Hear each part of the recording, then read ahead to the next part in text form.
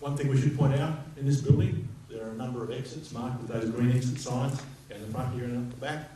And if anything should happen, then they're the exits by which we leave the building in the unlikely event if something goes wrong. Please note there are no emergency lights in the aisles here, nor are there any overwing exits, but there is an assembly point outside the building at the front towards the fence.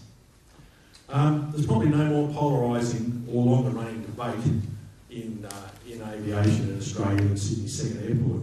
It now looks very likely that the current federal government will make a decision on the site within its first term. And for the first time, Western Sydney councils are voicing signs of agreement that the airport should proceed. Tonight's panel discussion is not here to debate whether or not Sydney's second airport should go ahead, but more to look at the opportunities for aviation and the wider community based on the assumption that the project will proceed. We're fortunate to have with us tonight, as David mentioned, a number of esteemed and experienced people here, and they are almost who's who of people who can answer the sorts of questions that are going to come up tonight. Dr. Tony Webber is an Associate Professor at the University of Sydney Business School, over 22 years of experience in statistical, mathematical and economic modelling in tourism and aviation economics. He specialises in hedge effectiveness testing, modelling related economic exposures and risk exposures. Mr. Bob Mayer is the Director of Planning at Cox Richardson, Architects and Planners. He's been involved in strategic planning of Sydney for over 40 years, including 20 years with the New South Wales Department of Planning. His roles have included urban development plans and metropolitan strategies. Captain Chris Manning has over 40 years in flying operations, a former Chief Pilot at Qantas, plus former President of the Australian International Pilots Association. And Dr. Warren Mundy is a part-time Productivity Commissioner, recently retired Deputy Chairman of Air Services Australia, and has consulted and worked with a number of major airports worldwide. He was a member of the recent joint New South Wales Federal Government Steering Group, which oversaw the Aviation Strategic Plan for Sydney. Before we kick off tonight, just a few words about protocols. We're going to split the evening into 4 sections, each one commencing with a question from me to one of the panellists, each of them in turn, who will respond. We'll then hear briefly from anything that the other panellists would like to say on that question, and I will then open the topic to questions from the audience. Please keep your questions to the topic under discussion at that time. Please don't make statements or speeches. We've got limited time, so I'm going to have to be a time Nazi, and my wife gave me her little bell. So if I think someone's going on too long, I'm going to ring the bell. We've got about 20 minutes for each section, each question. That includes the answer to the questions by the panellists and the questions from the audience. If you would prefer, rather than standing up with a roving mic, because there are a couple of roving mics here we can get around to you if you want to ask a question, but if you would prefer, as David said, you can text your question to that phone number and they will pass those to me and I'll read the question out. Okay, the first question tonight is to Dr. Tony Webber. Tony, can you describe to us the economic impacts of a constrained airport, please? I'll take that. You can talk through that or this. I'll take the mobile. Look, when I think of the economic impact of a congested airport on airline economics, I think of 4 main forces. The first is the impact on the need for airlines to upgauge the aircraft during the peak. So that means that they use bigger aircraft during the peak in order to overcome slot constraints at airports. And what we've seen over the past 3 decades is that both domestically and regionally in Australian aviation, that the average seat count has increased by about 0.5 to 1.2% per year over that 3-decade period. Now, in moving from a big aircraft to a little aircraft during peak times at congested airports, that leads to, particularly on short routes, suboptimal use of aircraft, because obviously using a big aircraft on the short sector has a higher unit cost. So that's bad for airlines. The second thing I was going to talk about is the impact of congested airport on aircraft, on seat factors. what we've seen over the past 3 decades across all segments of aviation in Australia, domestic, regional, international, is an increase in seat factors from around the high 60s, 67%, to around the late 70s, around the 80% mark. Part of that lift in the seat factor is attributable to the pressure that airlines face to get more passengers on the aircraft during peak times when there are significant slot constraints. And that has a couple of effects. One, we know that the airline sweet spot for the load factor or the seat factor is not 100%. And that's for a couple of reasons. One, typically if you're loading too many people onto the aircraft, your average airfares or your yields are probably too low or suboptimal.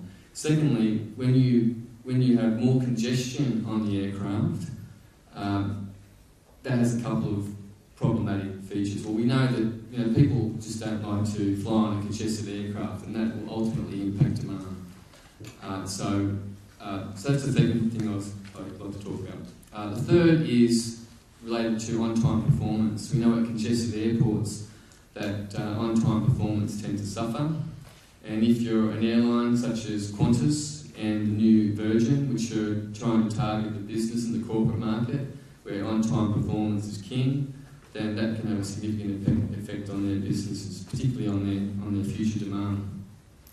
But the fourth, which is something that doesn't often get talked about, the airlines themselves at the moment in Asia, most airlines in Asia, I estimate, are supplying available seat kilometres to the market, or capacity to the market, which is about 40 to 50% above optimum. There's way too much capacity in the market. Now, if airlines can delay the introduction of a new airport and live with a congested airport, that will stifle some of the capacity that's coming into the market, and that will be of benefit to airlines. But it's strange that you never hear the airlines talk about that as an issue. But I think they're actually to a significant extent better off by virtue of the fact that they've got too much capacity in the market to put up with congested airports because it limits capacity growth. Not good for the airports, but very good for the airlines. Thanks, Tony. So just to follow that on, you can see that that's a barrier to entry that can help to keep the low-cost guys out of the market. That's basically what you're saying at the final point. Well, it's more to say that airlines don't actually realise that they have too much capacity in the market, and it's not just that they have too much; they have way too much, and that's why they're living in such a depressed yield world at the moment. Is it a barrier to entry for low-cost carriers? I think in this particular case it might be, particularly in Sydney Airport, where the second airport looks like being out west and probably catering for a passenger demographic that's more suited to low-cost carriers. Thanks for that. I'm going to ask the other panellists now if they'd like to make a comment upon that. Bob, would you like to add something to that, or would you like to wait to talk about the wider community? I think I'll wait. I think that's an expertise that I can't add much to that. Good. Warren, would you like to make some comments? You can talk to that. Is that more? People getting up? You can take the microphone off the stand if it's easier. There we go. One of the challenges, when people think about upgauging, they say, okay, we can fit 80 movements an hour through this runway system, or maybe if we took the cap away, 85 movements an hour. But what upgauging does is that at some point the aircraft have to be parked on terminals. And the difficulty is that when aircraft sizes get to a particular aircraft size up to a particular point, you have to start knocking gates off. Now there is an optimal mix of the number of gates and the size of aircraft, and you can do some sums and show that if you want to maximise the usage of concrete around a terminal building, you should maximise the size of the aircraft. That's fine if you don't have a diversified set of destinations and you don't have to still operate Code C aircraft off a terminal building that has Code E aircraft on it. And this is one of the problems, because if you have a capacity constrained airport like we have at KSA, what people don't tend to realise is that the capacity constraint is not only in the runway system, be it at the level of the cap or at its proper scheduled operational level, which is probably somewhere between 85 and 87 metres an hour, or 50 when one of the runways is closed 140 days a year. But the real challenge is if you increase the size of these aircraft and you start utilising the place more heavily, we actually run into a huge capital cost about having to retrofit terminal buildings, old terminal buildings. In fact, it's really hard to work out how you do this. And then when you think through that and you've worked out that you can actually get the airlines to pay, you then work out that the sort of capital works program that you're going to embark upon to get the sort of capacity you're going to need is going to take an awful long time, and it's going to cause an awful lot of congestion, because the only way you build new gates in an existing airfield is to take old ones out.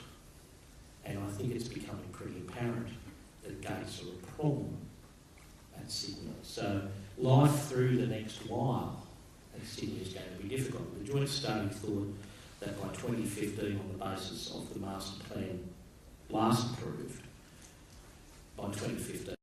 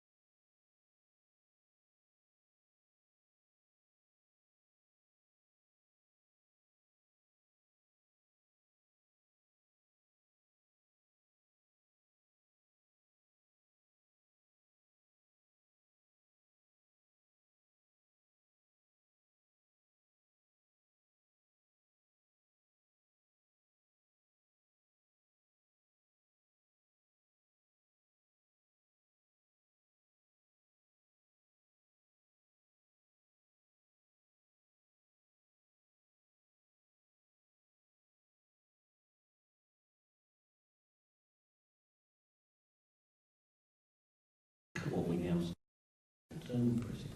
So it just doesn't, it won't work. We looked at it, others have looked at it, it won't, yeah. Some of the best airfield designers I know have looked at it, they just can't be made to work. Just a quick one. If you were able to put another runway in Sydney, it would be a parallel east-west runway south of the current east-west runway. As Warren says, you can't do it. There's no land. And so give up. It should have been done in Kingsford Smith days. But we moved beyond that. There's no space for that runway, which would have to be a parallel east-west. Okay, does anyone have a question from the audience? Professor Robertson. David, yes, and to answer that question that you've just had, you answered the question by saying there was no terminal capacity anyway, so again, even if you increased the runway capacity at the airport, you run out of terminal space. But my question's got to go back to the cause of the problems of congestion for airlines, and indeed I can remember the days a long while ago where a jet could fly on a block time between Sydney and Melbourne in 55 minutes. I believe that's now an hour and a half. So aircraft utilisation is a major cost for airlines, and if congestion at Sydney Airport requires them to buy more aircraft than they otherwise would need, it's a major expense. David, thanks. Well, get asked them whether they can help you with that. Thanks, Roger. Okay, who wants to lead off? Tony, your turn. Yeah, no, I totally agree. Fleet utilisation is a massive driver of unit cost, and certainly if the block time's been increased from 55 minutes to well over an hour, then that certainly does drive a big impact on unit cost, I think. Yeah, we had to increase the block time Sydney Melbourne, Sydney Brisbane by 10 minutes in my day, just a few years ago, just to accommodate reality. The commercial departments didn't like it, but that was just reality. We weren't making you could actually fly less than an hour and 10 minutes taxi at each end, an hour 20. Best of that. Well, I'd like to say to that. Well, if presumably you're flying the aircraft slower so that there's a lower fuel burn. Yeah, aircraft have a certain speed that's most economical. To try and keep that, we'll talk about that a little later. To try and keep that speed is again fantasy. Those you've gone to Brisbane lately, you get to see the Gold Coast a number of times. That type of event.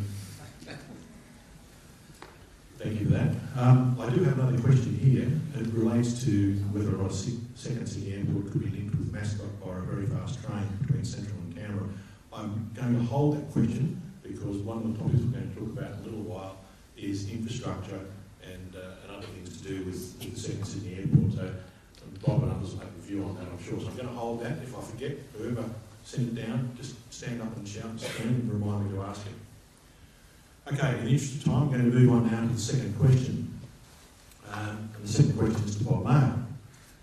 Can you provide us with a summary of the economic and social benefits which would flow to the wider community, i.e. wider than aviation, from a new airport out in Western Sydney, please? Good, certainly. One of the big issues with the airport, and always has been, and why Badgerys Creek has always been the winner as far as many of the studies go, is the benefit to the growth in Western Sydney, particularly the northwest and southwest growth areas. And there's a huge deficit of jobs in that area. And at the moment, there's a deficit of 200,000 jobs, which is causing huge congestion on the M4, M5, and other motorways as people from Western Sydney move to Eastern Sydney for jobs. And it's an issue. That's bad enough, but with the government's own figures, within about 15 years, that will double to about 400,000. So you can imagine the congestion on those roads, and if you ever have to travel that. And by 2051, it'll go to 400,000 unless something is done. Now, the government has, in fact, state government has reserved a huge area in Western Sydney called the Western Sydney Employment Area. It's 10,000 hectares, huge area for employment purposes. In the middle of that Western Sydney Employment Area sits the 1,300 hectare Commonwealth land, which is for the Badgerys Creek Airport. Now, the whole idea of having an airport next to a major employment area, to me, makes an awful lot of sense because of the types of industries and that could be generated by an airport. And the best example I know of, and I'm sure you people know other examples, is Schiphol in the Amsterdam airport, which has a huge, it's not so huge, but it's got a big employment area next to it, which contains some of Holland's major industries and commercial enterprises. And that is something that could happen in Western Sydney, something that's desperately needed. So that is a reason why Badgerys Creek wins out from all the other straw men that have been put up for airports like Wilton and those other areas, which don't provide any employment to the people of Western Sydney. Now, just to give you an idea of Western Sydney at the last census has hit 2 million people. So it's the third biggest economy in Australia, and it's growing faster than any other area. By 2051, which next year is about 37 years to go, which is not a big number in long-term planning, the whole of Sydney reaches a population of 7 million. That's what London was in 2001. And Western Sydney will be 4 million people, which is what Sydney was a few years ago. So it's that's the social issue and the, I suppose, the economic issue to get employment into Western Sydney. It's a terribly important issue, and it was recognised in the 1970s when Badgerys Creek was first announced as a airport site. And it's a lot of misinformation since has muddied the whole idea. Thank you, Bob, very much for that. Other panelists want to add something to what Bob said? Tony, do you want to raise a comment about wider economy? I don't know if this necessarily goes to that comment. I agree with you, but the thing that I always think about when the debate about the second Sydney airport comes up is that I just don't think the airlines can afford it. I mean, you're adding another fixed cost to the industry. I don't think a second airport will stimulate passenger volume. I think they'll steal mostly from mascot. And, you know, if you're adding more fixed costs with the same tax volume, then that means that airport charges go up. And airlines will face the brunt of it. They'll try and pass it on to passengers, but if they're still irrational with capacity, they'll find it hard with in that yield environment to pay for those higher costs. So, you know, it's a tough situation. You know, back in the day when I was at Qantas, probably in the last 3 or 4 months at Qantas, one of the things that I worked on was the extent to which Qantas could afford the new parallel runway in Brisbane. They just can't. If they can't afford that, I'm not sure how they're going to afford a second airport in Sydney.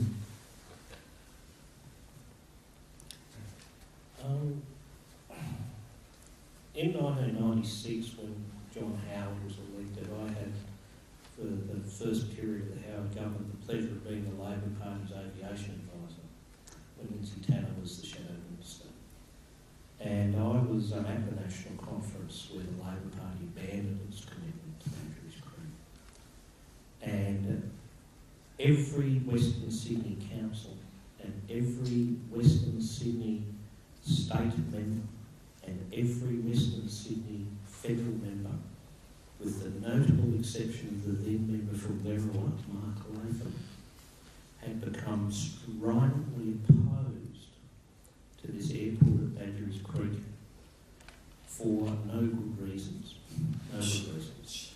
There was going to be benzene in Warragamba Dam, there was going going to be noise blight on Penrith. Now, if you actually, and this is one of the great myths, we did some work in the joint capacity study, and we said, okay, when Badgerys Creek is the same size in terms of its throughput as KSA, how many people will be affected by noise within, I think it was the 25A and the F contour? And it numbered in a few thousand. I can't remember what the number was. It was 3 or 4, maybe 5,000 people. In that contour today, around KSA, there is well over 100,000 people. So the environmental impacts of this thing are going to be relatively slight. There are some issues about localised emissions, but they're manageable. And Bob's absolutely right. If this thing, simply, KSA is not sustainable as a growth option. Yes, it's going to be expensive to build. It doesn't actually have to be that expensive if people who don't have to build airports build the airport. And it obviously is going to need a lot of public money to support the infrastructure around it. But that infrastructure will become community infrastructure. The road system will become a community road system. The rail network that has to be extended, there has to be extended anyway. So, and it will become, a useful place for, warehousing and all those sorts of things, which are good things to build around airports because warehouses don't make noise complaints. So, I think it's a tremendous, I've always thought it was a tremendous opportunity for the economic development of Western Sydney. That's what the EIS showed in 1996, and funnily enough, that's what our work showed last year. Can I just answer a couple of things? The cost of not doing it is quite tremendous. I mean, at the moment, the government is committed to a West Connex, which is tunnelling under Parramatta Road to get trucks away from Parramatta Road and take them down to Mascot and so on and so forth.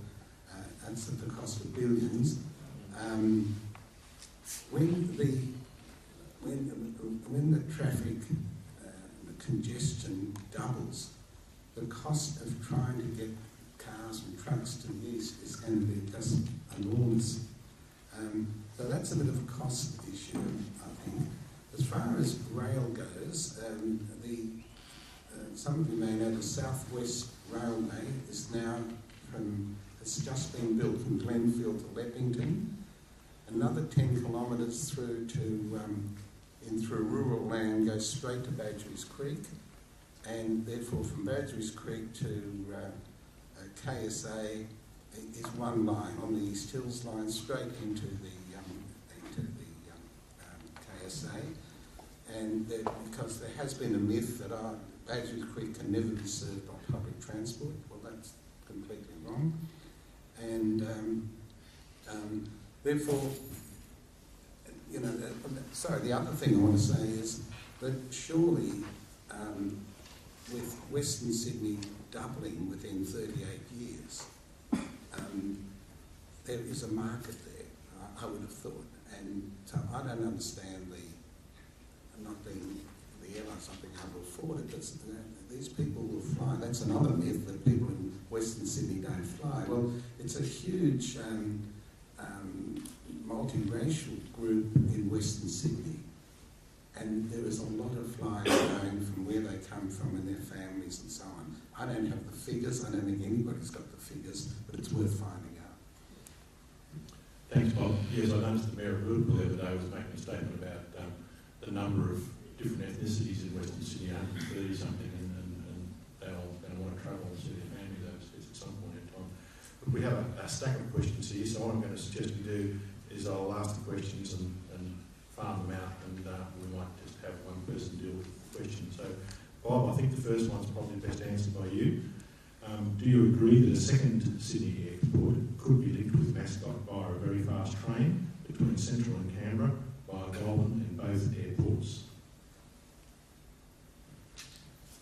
Yes, I do. I think it could be. And when we talk about very fast trains, I'm not talking about 400 k's or some Japanese system, really talking about the Southeast England system that brings people commuting every day from as far as Southampton or Northampton into London every day. 800,000 people commute in at about 160 k's up to 200 k's is the speed of the trains there. That's not high speed, or it might be high speed or very fast train, whatever you like to call it, but it's that could be serviced, and it could go between Canberra and north of New South Wales. Could go to Brisbane via the airport, via Badgerys Creek. I think that's very possible. Okay, thanks for that. This one might be best directed to you, Tony. What evidence is there that capacity at a Western Sydney airport will be met by new operators and not just an added cost base for the existing airlines? I think you touched on that a little bit when you spoke. Well, look, I think that there will certainly be... Airlines won't increase their aggregate capacity into the Port of Sydney because of the new airport. I think that they will switch some of the capacity into the second airport in the same way that they'll probably switch capacity from Brisbane to the Gold Coast to Maroochydore, switch capacity from Melbourne to Avalon, just because they like to generate competitive tension between airports for the purpose of getting airport charges down. Similar thing happened with Launceston and Hobart.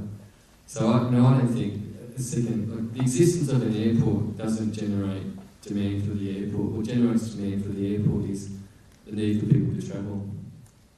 So, I think that it'll be a matter of switching some capacity between the new globe. Thanks for that. Here's one for you, Warren. The new airport will take 10 years to build, and no airline wants to go there. How will Sydney survive the next 10 years and beyond?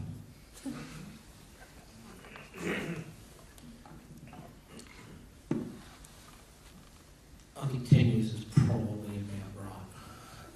You might be able to get it done in 8. Part of the problem is there's at least a year before SACL makes up its mind whether it wants it or not, and if it decides it doesn't, then everyone knows what happens then.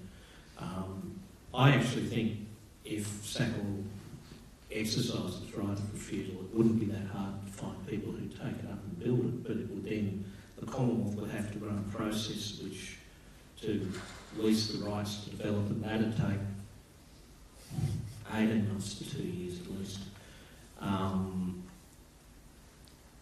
Couple of years for the EIS. The land's reasonably flat because we build a runway in 3 to 4.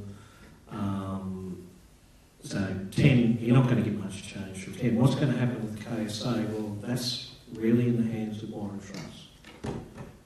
Warren Truss has to make the biggest decision that any aviation minister's made an awful long time in this country, and that's whether or not he approves the Sydney Airport Master Plan. And the big issue for Warren Truss is not what he thinks the ultimate capacity of Sydney Airport looks like and whether it's full in 2030 or 2033, because you've made some assumptions about the gauge of aircraft, so you can do this fiddle at the tail end out in the distant future, and if you want us to believe it's going to be 50 odd movements an hour and a half, in the hour around 9:30, 10:30. The real issue is how are they going to get capacity on the ground now? It's very clear, and I suspect there will not be a person in this room who doesn't know someone who's sat on the apron at KSA coming in on an international flight for 20 minutes waiting for a gate. Yeah. It happens all the time. If you want to see what's going on, get up the tower about 7:30 in the morning. The place is full, it needs substantial investment, and it needs it now. Thanks, Warren. This might be another one for you, Bob, I think. In your opinion, what are the most important remaining obstacles preventing the start of construction at Badgerys Creek? Well, yesterday at lunchtime I had to address the Western Sydney mayors on the benefits of Badgerys Creek and the issues, and generally half the mayors are for it, all from Badgerys Creek. The other half want to have some facts. They want to sell the idea to their constituents who are not convinced because of a lot of misinformation and pollution and what have you. And they're saying, can we have some facts and figures to convince our constituents? And they really resolved, yes, we should get together and try and organise that. And that's where an EIS is needed again. We've had a few, but we need it again. And the last airport study, which was very good, probably addressed a lot of that. But I'd say there is it's the politicians who are concerned, still concerned, some of them, but they haven't said much about things against the airport recently. It's all been pluses, the Prime Minister, the Treasurer. It's suddenly got legs. It's amazing, and how very few people are against it. The Mayor of Liverpool, as was just mentioned, said that they've done a survey of their electorate, their constituents. And by the way, Badgerys Creek is completely in Liverpool local government area. And he said 60% of the people of Liverpool are for it, 15% undecided, 30% against. And he thinks that's quite remarkable after a very short time. So I don't think there are too many barriers anymore. It just needs a bit more information and some of the negativities addressed. Thanks, Bob. Tony, there's a couple of you for you. So I might feed them both to you and have a go at both together. I better take this, man. Produce some efficiencies. Thanks. We're building a new airport to stimulate passenger growth. That's the first question. The second question is, why not let market forces operate? For example, air freight companies contribute to the costs. I think I answered the first one before. I don't think a new airports don't stimulate travel. The desire to travel stimulates travel, and the desire to travel, there are three segments in the travel market: leisure segment, or holiday segment, business and corporate segment, and visiting friends and relatives segment. And none of those are driven by the fact that we're building a new airport. It's passengers throughput at airports full inbound and outbound traffic. I don't think people living overseas will see a new airport in Western Sydney and think, I better go to Western Sydney. They travel to Sydney to see, the harbour and all those sorts of features. And the people who are travelling for business purposes are going to Sydney because they have to go to a meeting. People who are visiting friends and relatives go to Sydney because they're visiting friends and relatives. So airports don't generate or unleash latent demand. They just make it easier for those who live in the catchment to reduces the cost associated with them getting to an airport and back, which is a perfectly legitimate reason to build a new airport. Well, so what was the second question? Was it to do with user pays or something? Yeah, the second question was, why not let market forces operate? For example, air freight companies contribute to the costs. Look, I don't think it's a matter of market forces. It's probably more, as in most bits of infrastructure, it's the users of the airport should pay for it, and I think that makes total sense. So presumably they'd contribute to aeronautical revenue as well, or they'd be charged for whatever they brought into the place as well. Okay, the questions are coming quick and fast. Might get either Chris or Warren to answer this. I'll try Warren first. Why not use Richmond until Badgerys Creek is built? Richmond already has a rail link.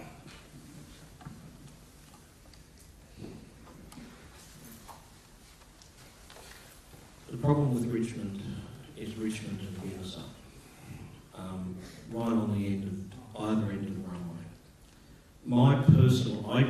In a former life, used to travel around Europe trying to buy disused military airfields for operations for low-cost carriers and whatever else we could on the day, work out what to do with them.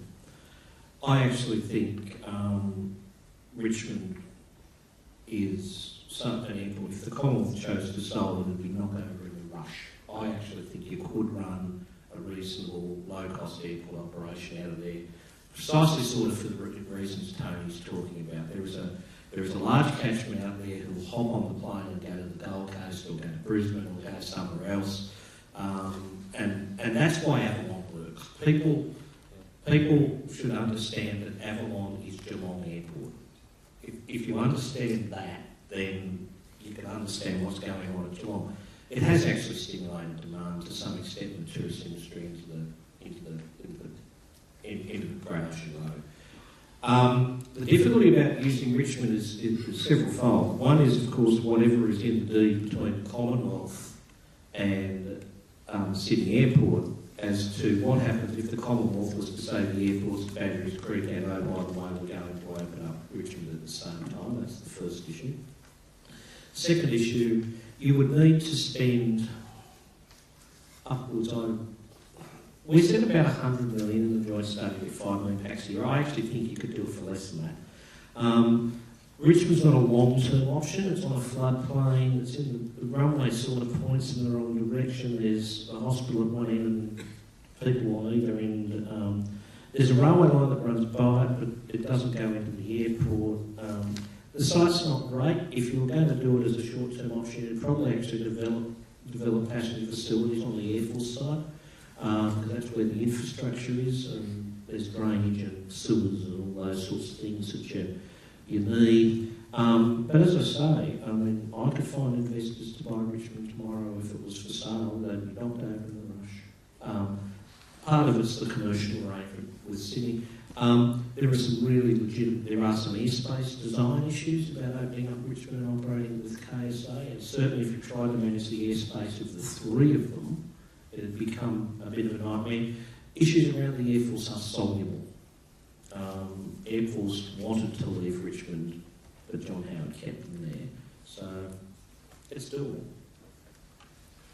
Just to follow up to that you and Chris may want to comment on, Warren. One of the questions was how can the air traffic be managed with Camden, Bankstown and Rough Richmond all in the area? Big pumps go over the top. Well, it's quite easy. New York seems to have 4 or 5 airports within a stone's throw of each other. I don't really think that it's a problem. Sure, current procedures have to change, but with modern traffic management systems, I don't consider that to be a barrier at all to airports in the city basin. The big problem with Richmond's actually terrain. Yeah. And Hertz can do things that 737s can't. Another one for Chris. Will pilot training cease at Bankstown due to changed classes of airspace around Badgerys Creek? Will most operators leave Bankstown and go to Badgerys Creek because of the airspace restrictions, and will Bankstown eventually close? That's a good one. That's a strong question. It's a tough one. My personal view is that Bankstown, long term, for ab initio training, doesn't work. You pay by the hour, it's quite expensive, and Bankstown you spend an awful lot of time getting to the training area, so you don't get much bang for your buck. I think it's unsustainable in the long term. People won't like that, but that's just a fact. It's been unsustainable for quite a while. The trouble is, where does it go? Where do you put flight training? Without building a new airport, obviously Goulburn or Richmond, you use those as ab initio and maybe have Bankstown as a commuter airport. Now, I know that people won't like that, but even a private airport, in the States, most cities have one like that, or close it down. But you would certainly shrink Bankstown. There is noise pollution around the area from the airport.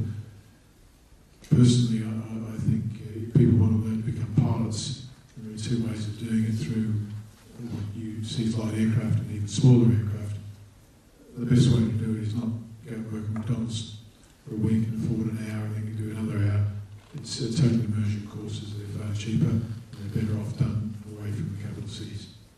So, yeah, I don't think Bankstown has a really long-term future. It certainly has a future in the medium term. Thanks, Chris. Back to you, Bob.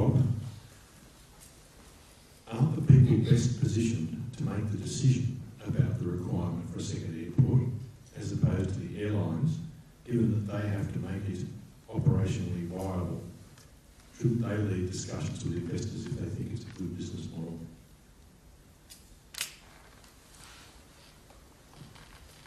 Well, the question is who makes the decision? I mean, that's really it. And I think, again, I'm not quite sure that I can understand that there wouldn't be a demand for a second airport at Badgerys Creek, given the huge growth in population. I would have thought that if Western Sydney doubles within the next 30 years or so from 2 million to 4 million, that the people there would not be flying. Because there is a bit of a myth that Western Sydney will always remain as a sort of second-rate area. What's terribly interesting is there's a big young cohort there. They're getting educated. The number of people who are now at the University of Western Sydney is growing. Future business, I think there'll be as much business coming out of Western Sydney as there is out of the eastern or northern suburbs. Only a bit of a myth that only business people fly who live in the North Shore or eastern suburbs or something. I think to have 4 million people in Western Sydney with a lot of businesses there, there'll be a lot of flying going on. The other thing is it's an official policy of the state and federal government to encourage tourism as a major industry, and I would have thought people, particularly from Asia and India, there's a big middle class there who could be convinced to come to Australia for tourism. So, I think it is the government that has to make the decision. It's, as I said before, it's a major job generator, and if that doesn't happen, the government is up for huge costs of moving people into other parts of Sydney from Western Sydney. So, I don't know enough about it that the airport and the airlines wouldn't go there.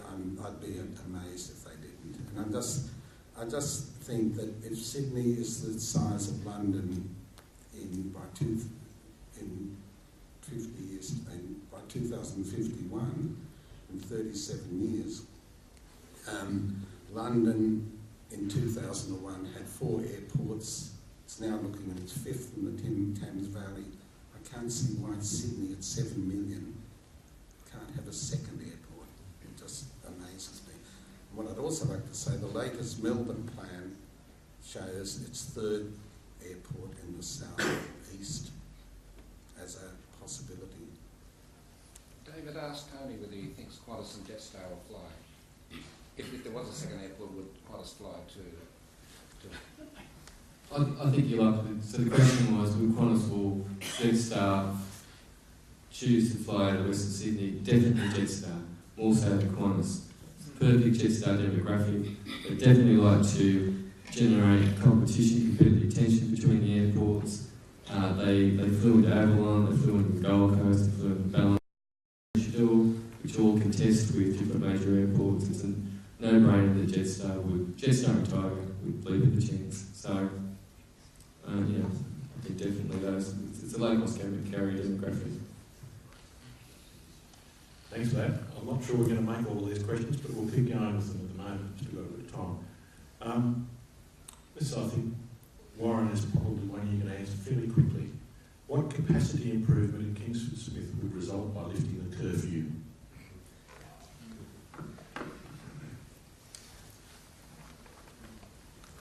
The modelling that we did for the joint study, I just happen to have table 2032 with me.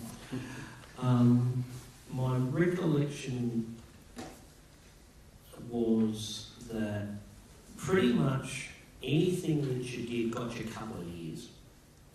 It was the basic rule of thumb. Can I be honest though? I think lifting the curfew at Sydney Airport in its entirety would be an act of environmental vandalism.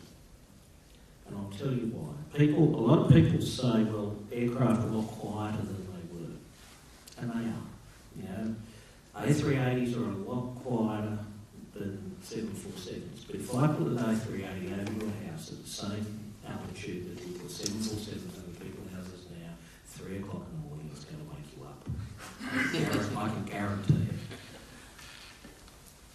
So I think it's important to understand that not all environmental noise policies are trying to do the same thing.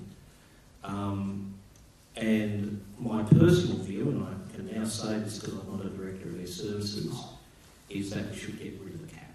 The cap's a nonsense. The cap in its construction and design causes, as David would recall, any number of administrative problems just because of the way it's structured. But beyond that, if we took the 80 movement hour cap away, the best that you're going to get is 85, maybe 87 movements an hour. Because unlike, people will go around and say, look, you get 95, 100 movements an hour at Heathrow on a good day, but it's got 2 4-kilometre runways and a properly spaced to make it operate independently of each other, and it's got all its terminals in the middle. That ain't what's happening here. The airfield is fundamental, and the work that we did, and the work that Air Services did, was supported by Landon and Brown, is that you start to pick back and think about runway crossings and all sorts of things, the best you can get. And the thing is that when does that matter? It matters in peak. It matters when people are already awake, and the people who are exposed to noise, primarily in those inner western suburbs of Sydney, have experienced a relatively large amount of ambient background noise anyway. It's called Parramatta Road, if nothing else. But they don't hear that at 3 o'clock in the morning.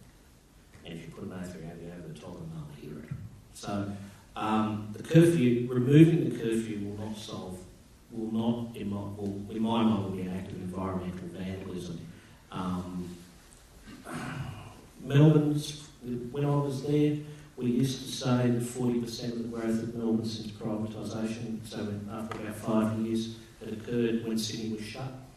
I think there would be traffic there, but I just think it's a we're talking about here of exposing hundreds of thousands of people to aircraft noise in the early hours of the morning, and that ain't going to be so. For a politician. No, well. As in, it's not it's not an appetite a politician would have, but. Well, no. These people have some basic human right to enjoy. Certainly, And, but they're also free to move. But the other problem is we know that, well, not all of them are, because not all of them can afford it. And there are a lot of quite poor people in these areas, and some people who are quite elderly. But the point is the capacity constraints at Sydney Airport bind in the peak now. You lift the curfew, you're not going to solve peak hour congestion, because the physical infrastructure is binding now. And when I fly up to Sydney from Canberra, I'm not going to want to be, or when I used to fly up from Melbourne, there not being a curfew doesn't help me. It doesn't help the peak. There's not that much there, because most of the demand in the morning peak is being driven by slot arrangements in Asia and the Middle East. All right, I think we're going to move on now. I still have a lot of questions here, which hopefully we'll get time for a little later on. I'd like to move on to the third question, which is to Chris Manning. Can you describe for us, please, the benefits, both operational and environmental, from the technologies available for use in the aircraft with the new airport? Yeah, sure, that's quite easy. Assuming the new airport is designed correctly and has dual runways, crossing runways, so 4 runways. There must be 4 runways, because Sydney, as we all know, come August and September we get strong westerlies, you can't land north-south, and then we get southerlies, so you've got to start by designing 4 runways. Once you do that, the technology is available now to differ the tracks. In Sydney, we all know, if you're landing from the north, we're straight in for 10 miles. That's absolutely not necessary anymore. We do it in Sydney because we do it. Technology is available to direct the aircraft's track to within the last 3 miles are straight. And you can guide aircraft to within that 3 miles straight extension of the runway. Over non-populated areas, over rivers, lakes, and it's accurate. It's supposedly accurate to within 20 metres, actually accurate to within about a metre or two.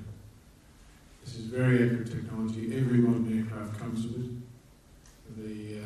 The cost savings are immense by doing it. Currently in Sydney we have an instrument landing system on each runway. In a new airport I wouldn't bother putting instrument landing systems. I put a GPS landing system which is more accurate, less prone to interference, and costs a whole heap less to keep going. You don't have to flight test it.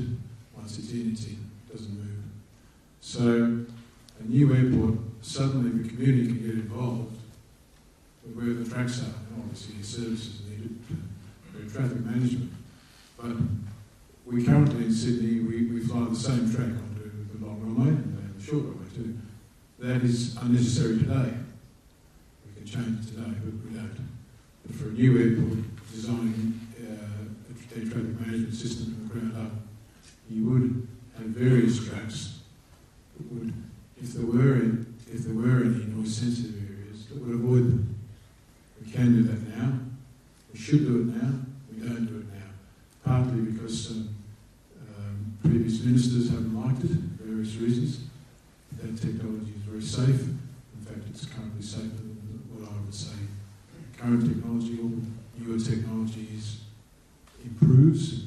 Current technology is very, very good. It's been around a while, very accurate.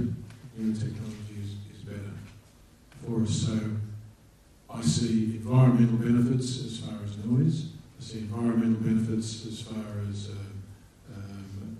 exhaust gases, and for the airlines, obviously, there are the benefits for fuel.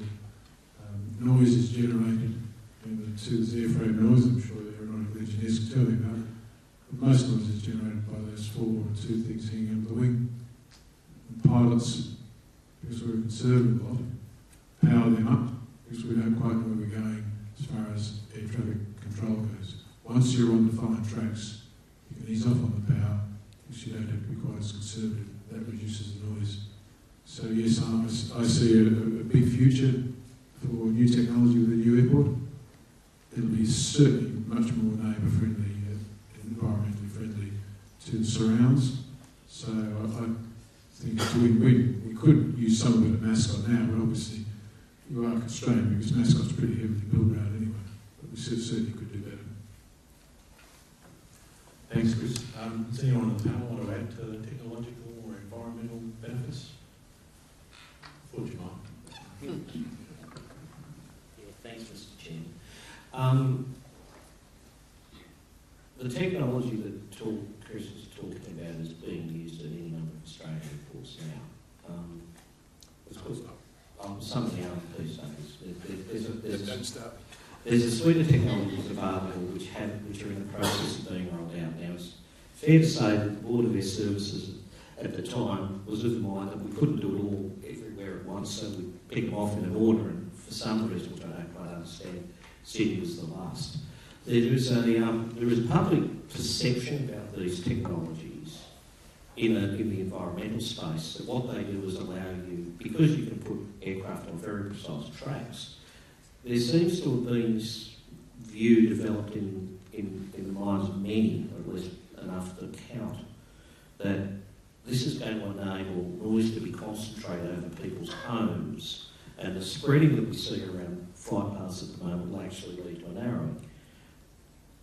That's entirely possible, but what doesn't enter the debate is, and I think what Chris was alluding to, is we'll actually be able to better distribute the noise in a much more predictable and reliable way.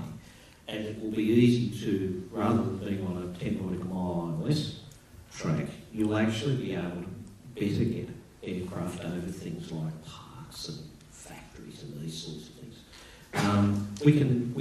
It's much easier if you're designing a new airport to put this stuff in, and particularly if you can manage, particularly if you manage the development of the land around it, because clearly there have been some unfortunate developments, particularly to the north coast zone.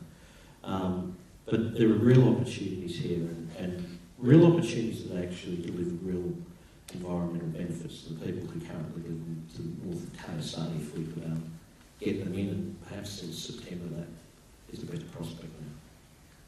Thanks for that. Question?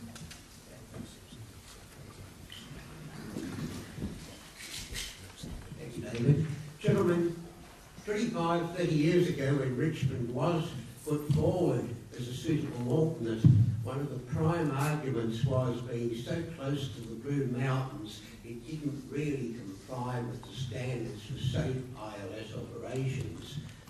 Is this still the case? And bearing in mind you're going to have a lot of fogged-in days with Badgerys Creek or Richmond?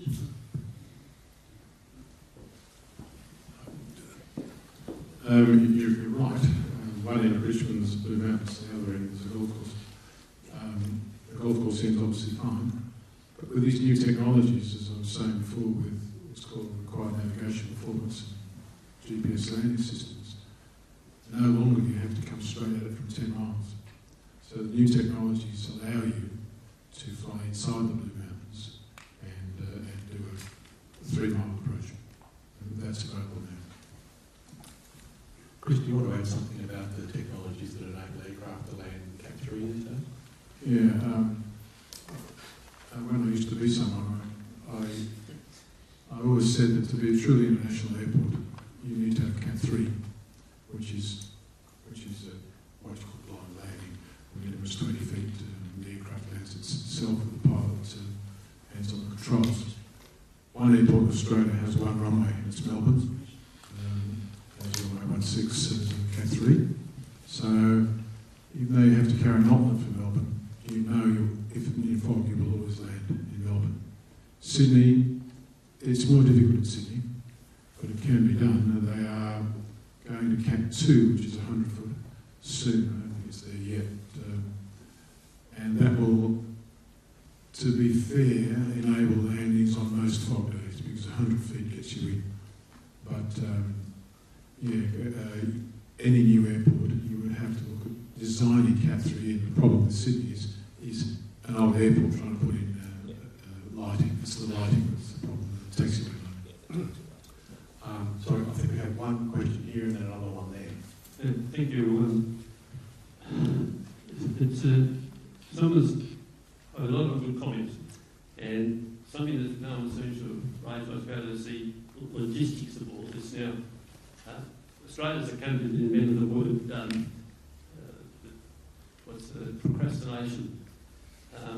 Some of the old members here today remember that when we built the Opera House, it was going to cost £7 million in 5 years to build. It ended up costing $105 million and 15 years to build. No one's any discussion, no one's been saying about how do we get millions of gallons of fuel to Badgerys Creek? How much is it going to cost to, and how long to install the electrical requirements of Badgerys Creek? If there was an airport there today, you got off the plane, a cab to the city would cost you about $130. In 15 years' time, that fare could be $300. And I don't believe, I respect what Warren said, this airport, well, if it was started tomorrow, it won't be done in 8 or 10 years. I'm suggesting 15 years. And if the current government make a decision in this term of government, it'll be about an hour before the next election, if they decide to, if they do it. So I don't see any airport operating in Badgerys Creek probably before 2035 or 2040. What are the airports going to be like? What's the air traffic going to be like by then? What are the aircraft going to be like by then? I think it's a great big question mark. I just said it's all going to end. Okay, thank you for the question.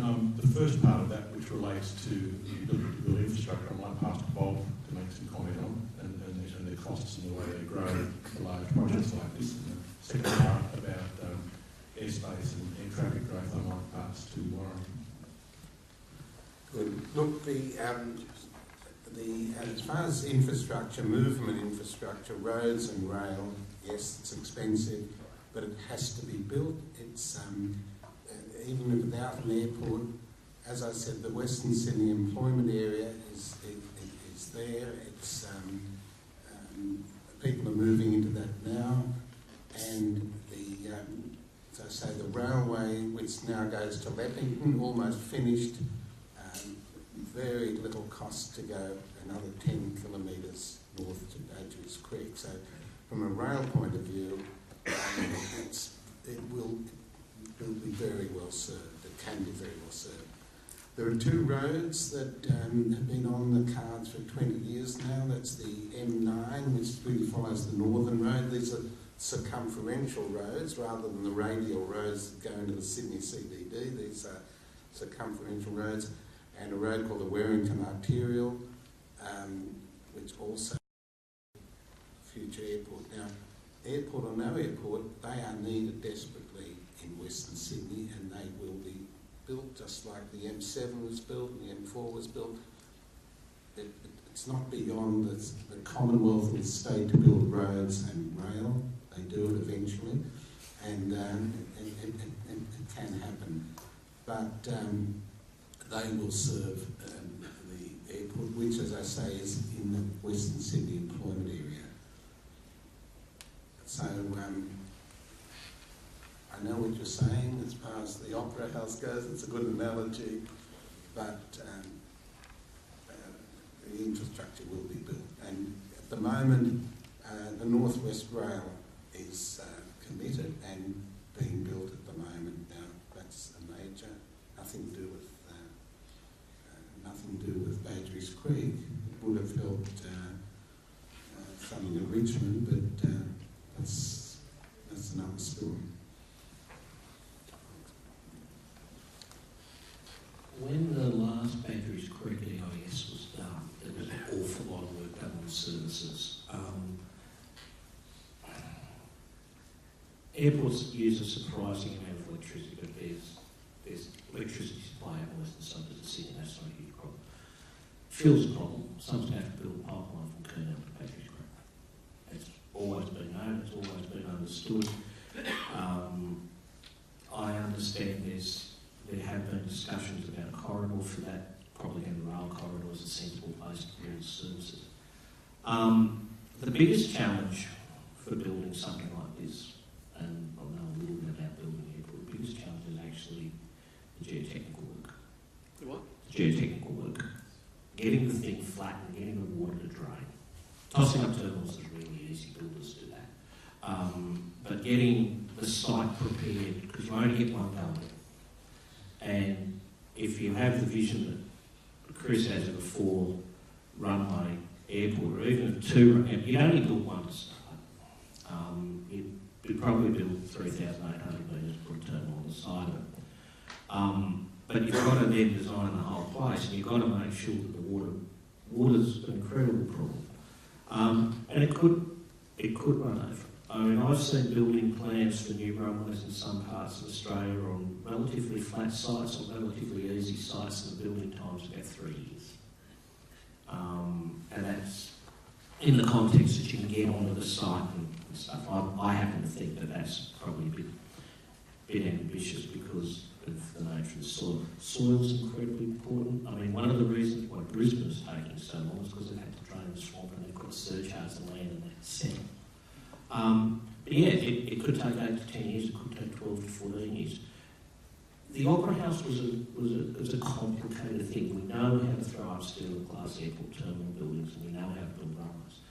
Once the challenge is, you get to a point where it's actually reasonably predictable, because you've prepared the land and then off you go. It's the surprises you get.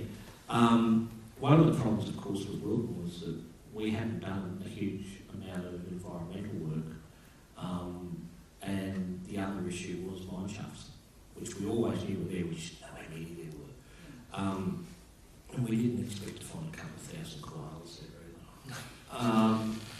We know an awful lot about the site of Badgerys Creek. We probably know more about that bit of land than just about any other part of Sydney. So a lot of that is, it's got to be gone through, but it's known. And, you know, but yeah, you're right, it depends to a large extent on the quality of the people who are going to build it, and it's as likely as not that they'll be the people who currently run KSA. It's also subject to fog. A bit. Yeah, what's very cool subject? Sorry? Fog, yeah. Fog's no problem. Fog's not a problem for Technology. ILS. I'm going to move on, Warren. There's a question over there. Could you have that question? I think we might move on to the final topic. Yeah, I'd just like to make a quick comment. I think that Australians must be the best in the world at finding reasons not to do things.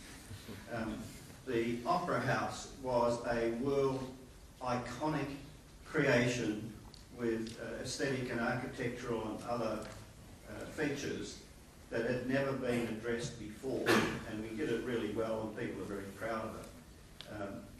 As Warren has just said, throwing up terminals and flattening land to build runways is straightforward, and he proved the point himself earlier by saying if it were open to the private sector he'd be killed in the rush with people wanting to get there. So let's stop finding ways not to do things and get on with the job.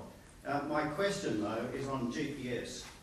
I'm an electronics and software engineer, I'm a member of the IEEE, and in the English Channel, which is the busiest maritime area of navigation in the world, they can no longer rely on GPS because it can be jammed very easily. You can interfere with GPS with a very simple device, and people are using it in New York City to avoid parking fines and all sorts of things. I would not want to fly an aircraft that relied purely on GPS to land in bad weather. In the English Channel, they are forcing ships to adopt some other system as well as or instead of GPS. What do you say to that? Thanks for that. Captain Manning, you're the one that has the seat of the pants in the cockpit. Yeah, I know what you're talking about. In aviation, there are measures to avoid that. Currently, GPS is used by all aircraft. Currently, GLS is used in Sydney. There is a GPS landing system available in Sydney. It's used this day. We haven't seen the problems in aviation, but that jamming problem is known and is being addressed and will be addressed. It's too much dependent upon GPS to let it happen, to let it fail. You talk about the ILS technology is some 80 years old now. It is accurate, it is good, but it requires huge maintenance costs. I'm not advocating retaining ILS, but to rely purely on GPS I think is risky. Yeah, the trouble is you only have a couple of technologies, and the industry has made its choice that GPS can be managed, the faults and problems are known, and certainly have been addressed. I've heard of no issues with GPS in aviation. Well, the other thing with that is that there are backup systems on aircraft that is what's wrong with the GPS system. Yeah, if the GPS, if GPS goes out, there are systems that tell you it's out. Okay, we're going to move on. Sorry, I'm running out of time. We might come back to you in a second if that's okay. Final question tonight to Warren. This relates to a question that somebody actually sent in on a text a little earlier. You were on the Intergovernmental Study panel, Warren. And if you wouldn't mind, maybe give us some insights into why Badgerys Creek is the preferred site. We've heard a little bit about that tonight, but you might add anything you want to add there. And the question, which relates directly to that, was that there was an EIS done on a new airport in 1983. Someone here's older than you and I. The Concord Ops was a benchmark, which is interesting, that Summersby, North Sydney, was favoured with little impact on local population. Some ideal features, why hasn't that been in consideration? Let me squib the last bit of that question. We did look at a range of sites around Sydney and indeed on the Central Coast and even as far away as Cessnock and as far away to the south as Goulburn. There were literally dozens of them, and I honestly can't remember what the issue with Summersby was. Why Badgerys Creek? Well, if you're going to build an international airport of the sort that people think we need to build, you roughly need 2,000 hectares of relatively flat land. So, and then you need to think about where it is and how you align the runways, and that'll give you that'll knock out a few more of those sites. And then you take off national parks and areas which are subject to significant environmental overlay. And then, as we discovered with Wilton, you better get rid of all those sites that are subject to mine subsidence. Then you can get rid of a few others, holes with because you don't quite know where the unexploded ordnance is, and they don't quite work well anyway. The simple reality is that Badgerys is the best place to do it, simply because of its physical characteristics and its proximity to people. The profitability of an airport site, a second airport site, is highly problematic. People are going to invest billions of dollars and they're going to take a long, long time to recover that money. It's going to be a long, hard slog for them. And the further you put it away from people, the more costly it's going to be for people to use, and therefore the less likely they are to use it. So Badgerys Creek is Badgerys Creek. We discovered that when that was the decision that was taken by the Hawke government, the Hawke and Keating governments, and in fact Bob Collins actually went to Badgerys Creek and turned the sod when he was transporting us. I happened to have the shovel. The Howard government did a full EIS on Badgerys Creek and Holsworthy, and lo and behold, got it over the line. Another EIS will be done on Badgerys Creek and it'll get over the line. Why? Because it's environmentally relatively simple. It's largely, not entirely, but largely disused farmland. It's already been cleared, there's no threat. Well, there's some lizards and things, but it's relatively usable land. And it's close to where people live. It's increasingly close to where people live. And that's one of the attractions of it. It's the closest site we can find to the CBT city. I think there are some other interesting questions to ask. I think there's a really interesting question of could you build a decent-sized airport somewhere on the Central Coast, and there are some sites up there, and the Air Force would dearly love, they never say this of course, but they dearly love to see the back of civilian traffic at Williamtown, because it's really a complete and utter pain in the neck for them. And it's interesting now to see that the Mayor of Wyong is actually talking about an airport in the Wyong Shire. And if they got that notion up, I reckon they could bank that. But the big issues, and one of the things, is, one of the reasons for Badgerys Creek, it was the only thing that was available. Funnily enough, people have looked at this a number of times. I've got a number of these studies going back to when Peter Morris was the Transport Minister in the mid-80s. And surprise, surprise, we didn't find any sites that they didn't know about. We just knocked a few more out. So at the end of the day, Badgerys does the job. What are the major issues around it? None. It's as good a place to build, as good a site as you're going to get to build an airport. It's relatively flat, the land can be fixed. It's actually a better site than Tullamarine because it's not sitting on a pile of granite. So you can actually get into Badgerys Creek. If you know anything about Melbourne Airport, you know you come up this little rise as you come into it. Well, that's actually a cap on an extinct volcano. And one of the reasons why no one's ever built a railway line to Melbourne Airport is you've got to bore through. Does everyone know what Victorian bluestone looks like? It's this dense, heavy, black brown. That's what you've got to drill the tunnel through. If you come to the airport from the south, and that's where it's got to come from. So Badgerys Creek is just the best site. It's as simple as that. The alternative is, you look at these further distance sites, and these further distance sites, unless you get down to Goulburn, really aren't as good because they're just a lot further away. But anything close to Sydney is problematic simply because of the terrain. If you get too far west, you then run into terrain issues which at some point are non-soluble with technology, and it's also sufficiently away from KSA to make the airspace work. So it's just the best place for it to be. Okay, look, I'm conscious of the time. It's 8:02 or thereabouts, and so we're starting to run out of time. I'm just going to ask the panel, if people want to keep asking questions, we might have to have some of them asked to the panel after the session. I'm just going to ask them if they're able to stay for another 5 or 10 minutes. Are you okay with that? Okay, because there's certainly plenty of questions for you. So there was one that I cut off just up there, David. I've still got a swagger down here as well. Question in relation to ground transport. There's been very little discussion of the issues related to congestion at Mascot. It is a cul-de-sac. It's a cul-de-sac in which we have a major airport and a major port. And no amount of West Connectors and other rail improvements are going to solve that problem. I live in the Upper North Shore, and I can assure you I would prefer to drive to Badgerys Creek by the M2, M7 route than I would to drive to the airport in the morning. Sydney Airport is hugely costly on the ground because of congestion.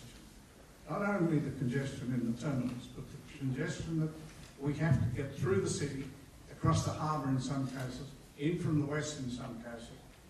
There is a huge problem. Those expansions of roads are going to do nothing except pile the congestion into the Mascot region because of its nature as a cul-de-sac. That's the first comment. The gentleman, sorry, I'm not good at names, in the centre, you commented on the fact that multiple airports don't improve things.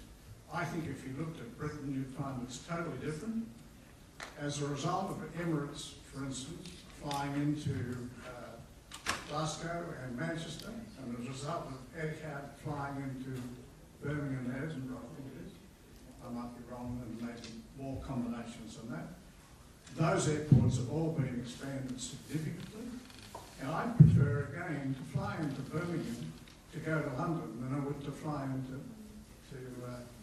London airports. I'm going to have to ask you to hurry up, sir. Thanks. We're running out of time. There are other questions. So, I'd like you to comment on the issues of ground congestion and distance to airport. Thank you. Bob, do you want to start that off for us? Yes, look, one issue is, and I think it was brought up, I think Warren brought it up, that Badgerys Creek, the closest airport to the CBD of Sydney. Well, another thing about Western Sydney is Parramatta is recognised as the second CBD, and it's growing quite dramatically, very quickly. And so it's not really always looking at the CBD of Sydney and Eastern Sydney. One's got to start thinking about Western Sydney. It's growing much faster, and therefore the Badgerys Creek will be much more accessible. With a whole motorway system there, the M7, the future M9, and so on, yes, it will be easier to get to there than Mascot in the future. There's no doubt about it, because there's no more motorways going into Mascot. Could I just say one more thing? It's a bit different, but Western Sydney employment area, which is 10,000 hectares, means that the flight path, and this goes a bit to the air curfews, the flight path from Badgerys Creek over Western Sydney employment area means that the first time it hits any residential area is the same as a plane taking off at Mascot and reaching Macquarie University. That's the distance before it hits any major residential area. And therefore, that is a huge plus. It's all over employment land. And I think that's going to be a major asset to the Badgerys Creek Airport. I don't know if you want to add anything to that, Warren. Warren's a lot of experience in the UK, and refer to the gentleman's question, prefer to travel from the Upper North Shore across to Badgerys Creek to Mascot.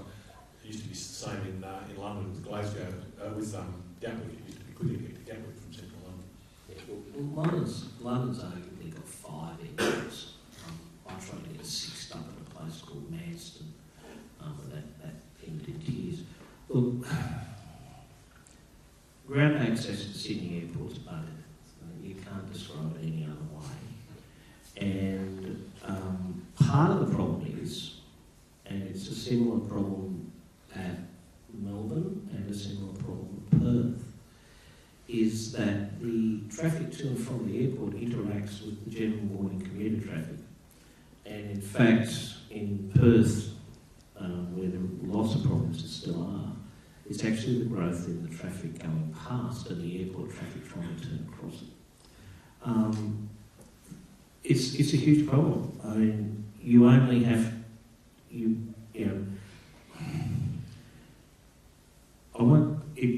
there's a problem in the way that we've built terminals over time, and we've actually grown them out into the airfield. So we've increased their aviation capacity, but their ground transport capacity doesn't change. Length of the terminal curve stays the same. So you've got increasing numbers of people who need to be dropped off on the same amount of curve. Now, we're getting on planes and we're doing all that sort of stuff. And because we're using a lot less bags and we've got e-check-in and all that sort of stuff, we haven't had to expand the primary check-in area. And that's meant we haven't had to expand the terminal curve because we would have expanded the building volume. And what you see in Sydney now is fundamental problems that there's just no curve to get people out of.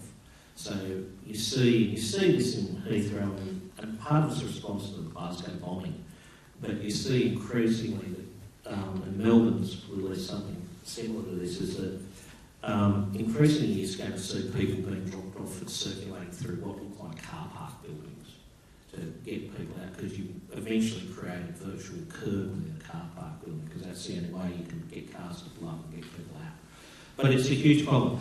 Fixing the train would help, but I use the train, but the reality is that sometimes you get there, and if you're there at 8 o'clock in the morning, you can't get on the damn thing. And if you're a person in a suit with a briefcase and you're flying up from Melbourne, the last thing you want to do is stand for 15 minutes so you stump up and get a cab. It's a huge problem. The state government of New South Wales is just not addressing the issues. They've known about them for a long time, they've been told about them, their bureaucrats know about them, and they choose to do nothing about it. And it will be very interesting to see the ground transport plan that Sydney Airport is required to produce now as part of its master plan, and see what that says when it is released next year. Thanks, Warren. Look, we're starting to run out of time. I'm going to run a couple of quick questions here, and any questions that haven't been asked, please feel free to come down and talk to the panel at the end. This question was for Tony.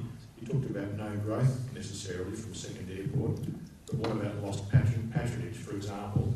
If a business trip takes twice as long, won't those people find more efficient ways to meet and avoid travel? My point was that the airport, a new airport, won't generate more aggregate growth. That means that the market, the size of the market for the Sydney market will be the same, regardless of whether you've got 1, 2 or 3 airports. That's the basic point. Some people can substitute out of air and into road if the sectors are short enough, if they feel if they're irritated by the congestion. But you're only talking about Sydney, Canberra, Adelaide, Melbourne sectors that are 300 or 400, 500 kilometres where that happens. So Okay, we might do one more question, maybe up the back there. Thank you. Well, we have talked about a lot of impacts on the various stakeholders and the views of the stakeholders. But surprisingly, at least I didn't notice it, we haven't talked about one important key stakeholder, and that is the Sydney Airport Corporation. And given that they have the first right to build and operate such a second airport, and if that is such a fascinating investment opportunity, why are they not interested in that opportunity? And is it perhaps their balance sheet is not strong enough, meaning that they wouldn't have the money to do it? Or are there other reasons? Just interested in your views on that. Thank you, very good question. I'm sure Dr. Mundy would like to answer that.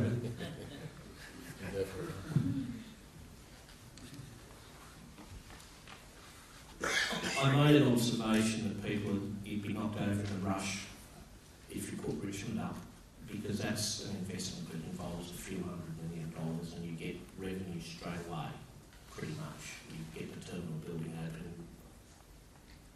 probably 18 months to 2 years, and if you're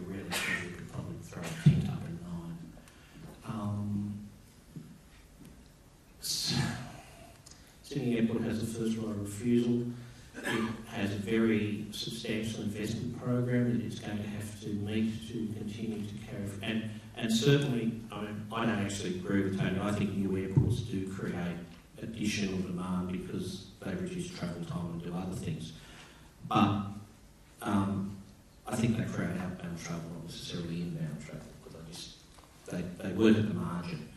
The problem with Sydney Airport's, of course, got is that if it then has to go and build this thing, which is going to cost, there won't be any change from 5 billion, depending what it is, there might be any change from 10. And they're going to have to wait 10 years before anyone's paying them. And on the day that they open the place, there won't be 40 movements an hour. So the financing task, and irrespective of, even if they had the strongest balance sheet of an airport in Australia, which they don't, which Melbourne does, the only aim of anything that's got an A in it. Triple Bs, and I think they're triple B plus or minus, doesn't really matter.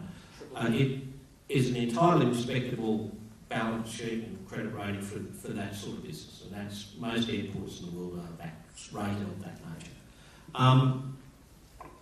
Why don't they want to do it? Well, they can, for a while, extract rent. That's the simple. It's a simple business strategy. If they're not going to generate any additional income for 10 years, and they're going to have to put an awful lot of capital on the ground, and it's going to cost them probably 12% or thereabouts to do it. I can see why they don't want to do it in a hurry. And from a public policy perspective and a competition perspective, of course, the challenge is this isn't going to be profoundly attractive to the Jetstar's of the world, because that airport ain't going to compete with KSA because it's being run by the same people. So it's very difficult. I mean, the Commerce Commission in the UK broke up the BAA network in the southeast of England. I had a bit to do with BAA years ago. It's a very different thing when you break up a network of essentially capacity-constrained airports to one which is profoundly underutilised. And there was always the argument. And the reason why KSA has this right is exactly the same reason why the British government for so long was prepared to tolerate Stansted being attached to Heathrow, despite the Norman Foster steel glass edifice that was there. It wasn't until Ryanair came along that they could even afford to turn the lights on Stansted, to be honest. So, who knows? Look, I was just going to say something quickly. Sydney Airport's a geographic monopoly. Monopolists with demand that's very insensitive to price always prefer to moderate volume growth and maximise yield or price growth. It's it's pretty basic. I'd be doing it if I was them too. Look, I recognise we are half an hour beyond our scheduled finish time. Look, we've had a whole lot of questions, a whole lot more, and I'm sure plenty of people in the room can think of some more. Please come down and talk to the panel when the night's finished, and those of you who are coming to dinner can put your pet theories to them and ask any questions that you want. I'm sure they'll be happy to deal with them over dinner. In the interest of time, I think we need to wrap up. I want to thank our distinguished panel tonight, Captain Chris Manning, Dr. Tony Webber, Dr. Warren Mundy and Mr. Bob Mayer. Thank you so much for giving your time to come here tonight. I think you can see by the level of questions and the number of them that the interest is there. We may need to do this again in about 3 or 4 years' time when we know a little more about whether it's going to progress or not. You'll be retired. I will be. So thank you very much for coming. Thank you for all of the audience for coming. Thank you for the excellent questions. I think David Atkins wants to say a few things to you about the Royal Aeronautical Society, and perhaps he'll see us some merchandise or give you membership forms and a few things like that to sign you up so you can enjoy more of these sorts of panel sessions. But please would you join me in thanking the panel.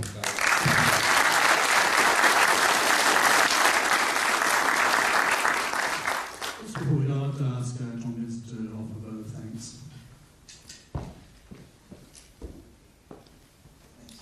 Well, I suppose tonight many of us are involved in the industry in some shape or form, or if you're not involved in the industry, you're interested enough in the industry to be here.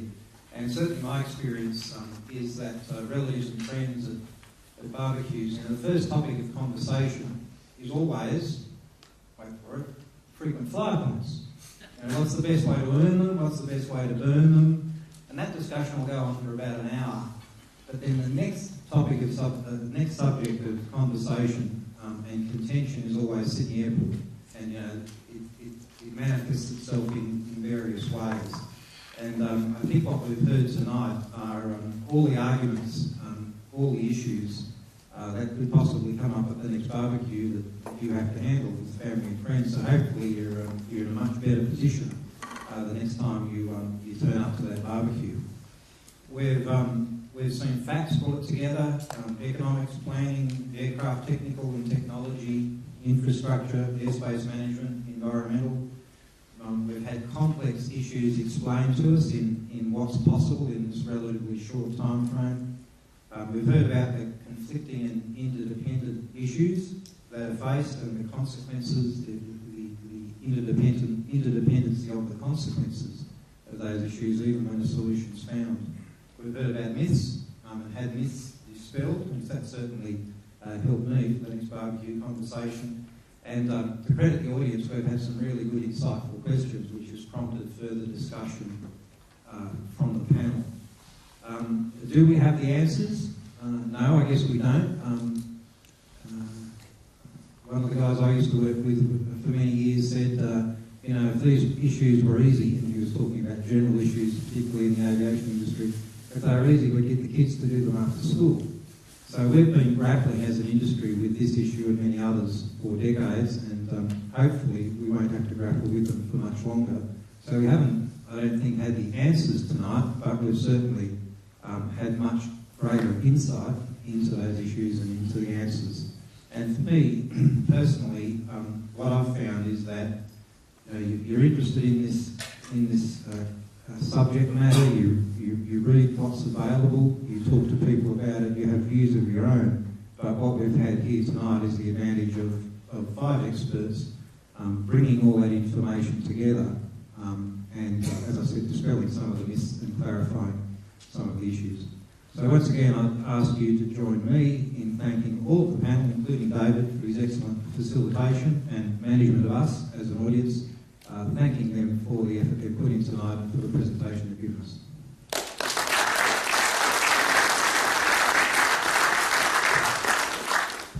Thank you, John. Thank you, panel members tonight. Thank you very much, David. Just some information about upcoming events for the Royal Air Sydney branch. Our next event will be on the 11th of December, Wednesday. We'll be holding the branch annual meeting at 6 p.m. at the Canton Engineering Lecture Theatre of the University of Sydney, which is just across City Road. Following the AGM at 6:30, we'll be having a lecture by Mr. Scott Collins, who will be presenting a lecture on the Jetstar 787 introduction, covering the production, delivery and introduction to service. So that will be a fascinating lecture on the recent introduction of the 787 to service. I also have some information for those who are considering or might be interested in joining the society. Down the front here we have some copies of the details about membership and some membership forms. So if you're interested in joining the society and knowing more about the society, please come down and pick up one of these brochures and an application form if you're interested. And if you are planning to come to dinner tonight, the restaurant is Moreno Gusto, which is a short walk from here. Just stay behind, maybe assemble, maybe at the top of the back of the lecture theatre, and we'll guide you to the restaurant. But thank you very much for coming tonight, and hope to see you in December. Thank you.